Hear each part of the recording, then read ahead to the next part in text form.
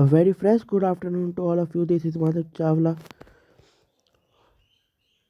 This is my sixth video of nature and purpose of business.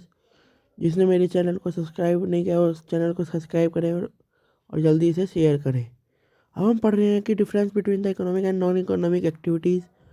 Point of difference economic activities non economic activities. जो हमारा motive होता है economic activities में non economic activities में क्या होता है। मोटिव पहले इकोनॉमिक एक्टिविटीज़ में तो ये होता है कि हमें पैसा कमाने की लगी रहती है। इकोनॉमिक एक्टिविटीज़ का मतलब यही है कि हमें पैसा कमाना है with the earning of profit, with the earning of profession, with the earning of employment. जिस भी तरीके से हम पैसा कमा सकते हैं।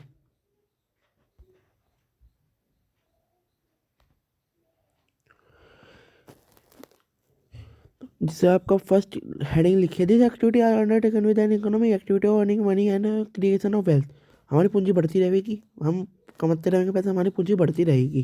नॉन इकोनॉमिक एक्टिविटीज़ में वही संतुष्टि मिलना, सेटिस्फैक्शन होना, expectation. Money income is expected from this activities, money income is not expected for this activities. Economic activities करेंगे हमें पता कि पैसा मिलना ही मिलना। मजदूरी कर लो जब पैसा मिलना, बिजनेस कर लो जब पैसा मिलना, प्रोफेशन में चाहे पैसा मिलना, और किसी का नौकरी करो जब पैसा मिलना। नॉन इकोनॉमिक एक्टिविटीज़ में क्या है कि मनी इनकम होती ही नहीं। क्यों, हम अपने अगर घर के बच्चों को पढ़ा रहे, हम वहाँ तो पढ़ा रहे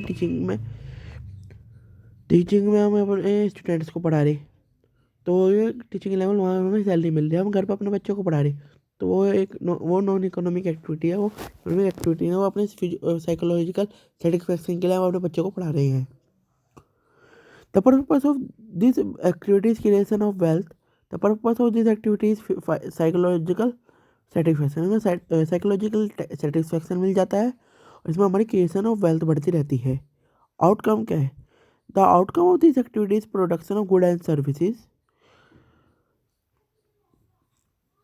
जैसे बिजनेस है तो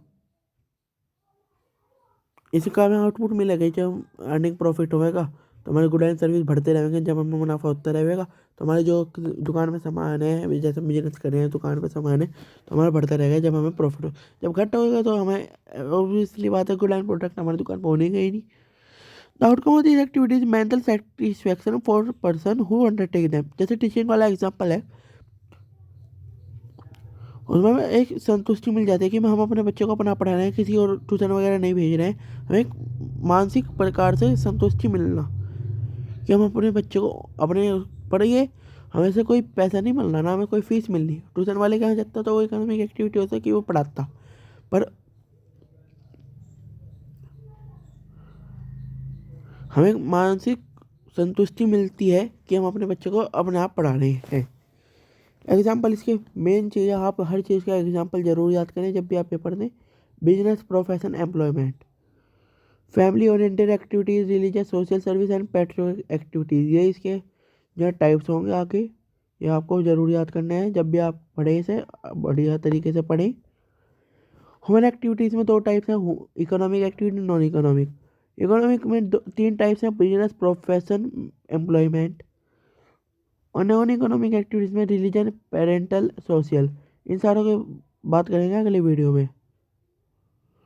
कुछ भी अगर आपको इसके बारे में क्वेश्चन पूछना है तो आप कमेंट सेक्शन में बताएं।